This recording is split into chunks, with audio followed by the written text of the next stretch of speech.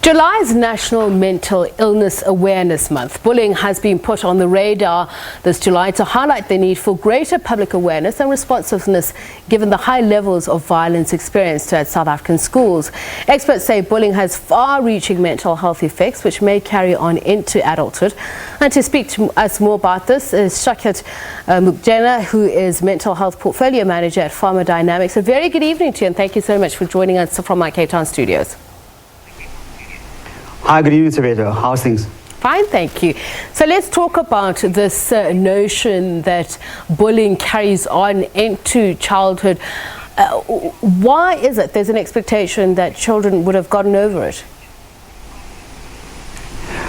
It's a far-reaching effect. There was a study conducted about 18,000 children between the ages of 7 and 50, and what they found is that these children that were bullied in that study were still affected in life or later in life, and it just showed that these children still suffer from mental illnesses like depression, anxiety, suicidal thoughts because of being bullied early on in life. Is this a large number of children bullied at schools or in their younger years, and what is the overall percentage of children bullied in our schools? In the South African school system, it's about 41% of kids that are currently bullied. So almost half the children that's currently at school are being bullied at the moment. So it's quite alarming, the stat. Okay, so under what circumstances does it take place, the bullying? I mean, it seems so prevalent lately. It just seems like taking a child to school means that they're already vulnerable to bullying. Yeah. So within school, it's obviously quite rife. But what has happened now with the advent of social media, your platforms, your Facebook, Twitter, and so forth, bullying has gone beyond the boundaries of the school fences now. And where there was a face and a name to a bully, it can be done so without this taking place. So it's really, really increased at the moment. So you're saying it's somewhat becoming systemic? It has become a bit systemic within the schooling system and within society at the moment because of the freedom and the tools available to children and some adults as well. I mean, just looking at, we're playing in the background visuals of children being bullied in school, and some of them are clearly very violent. But what other forms, as we speak about the fact that it's become so prevalent, what other forms of bullying are there? I'd imagine obviously it's emotional and psychological as well. 100%. Emotional is quite a big one because it's not seen as easily, and for the child, the emotional and psychological bullying is not as clear as being physically bullied at school. So it tends to manifest itself over a period of time, and then eventually when the parent starts picking up signs and symptoms within the child, do they then realize and pick up what has happened, what is going on at least in the life of this child. So I believe that there have been studies and they found that victims of bullying, they're affected at an adult's health and even their economic status well into the middle age. Tell us a little bit more about some of these studies.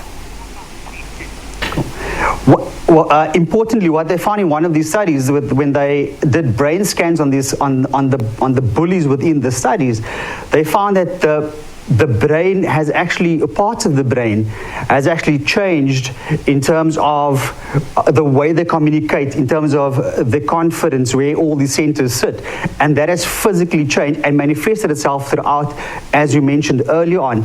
The other study found that 20% of kids that were bullied within this period of time went on to suffer in work, to suffer with confidence, to suffer with relationships as they went through their adult life. So it becomes a state of mind, so to speak.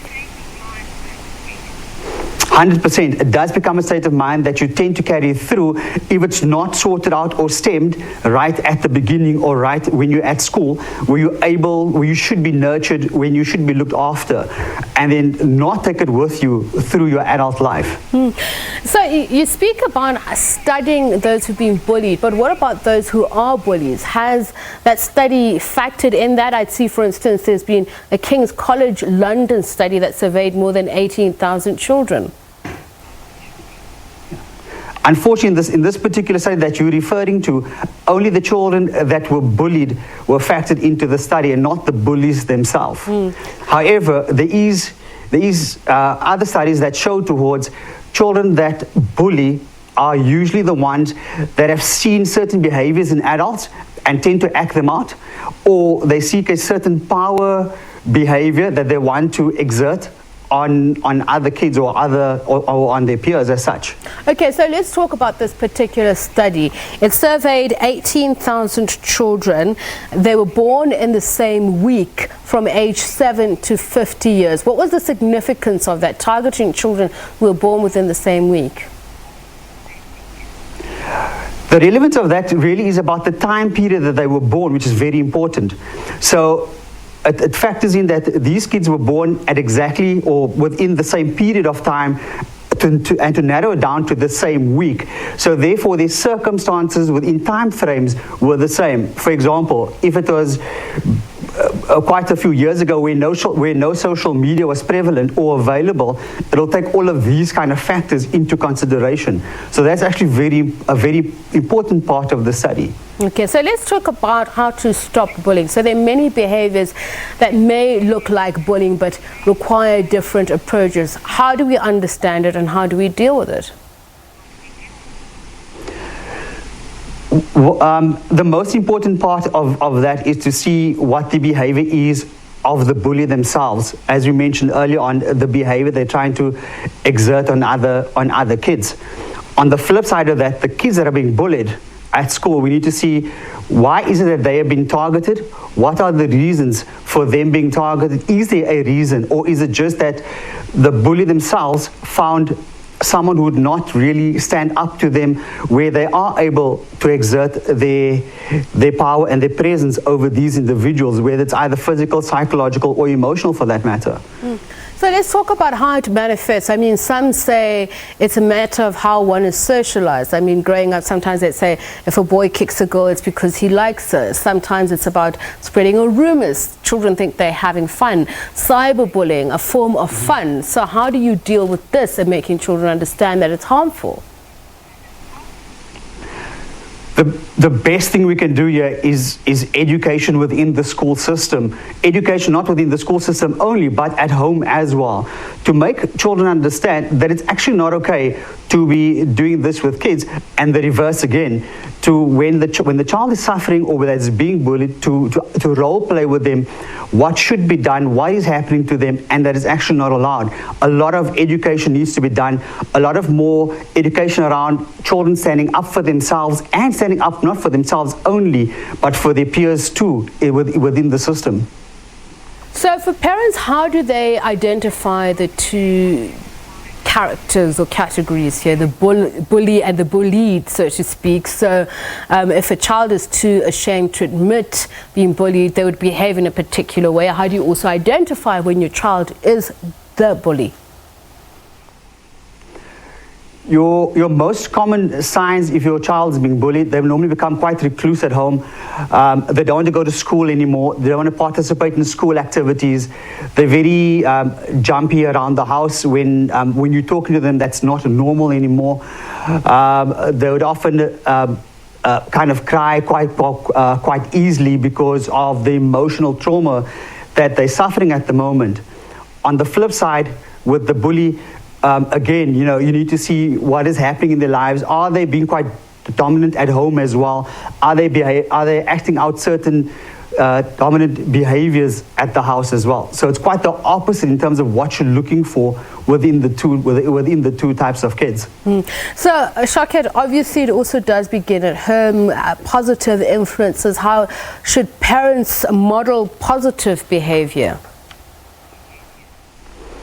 And that is so important. As parents, we need to be very aware of ourselves in front of our children, what we say and what we do. As you know, kids don't look up to their parents as their first heroes. So when they are looking at the children with the type of behavior, and if it's a bad behavior, for them it's then okay to exert this behavior on others because my parents are doing it at home, so therefore it's okay to do it with other kids or within a different environment. So being parents as role models is so important with regard to our home environment. So it's one thing teaching your child how to guard against being bullied or to stop them from being bullies, but the other is to also teach your child how to act when they see somebody else being bullied. Do we encourage them to stop this kind of behavior, to intervene?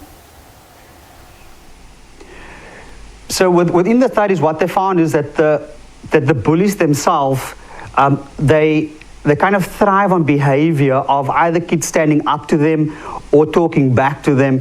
The best thing to do is to move away from the situation and go seek help, whether it's at school with your teacher or at home for that matter, which is probably one of your best options as well. So the best advice is it's not that you're not giving into it, but don't stand up, because that confrontation is what a bully would actually thrive on. But part of the problem is that we know this, that there are many children who would have reported it and yet no action is taken. What happens next?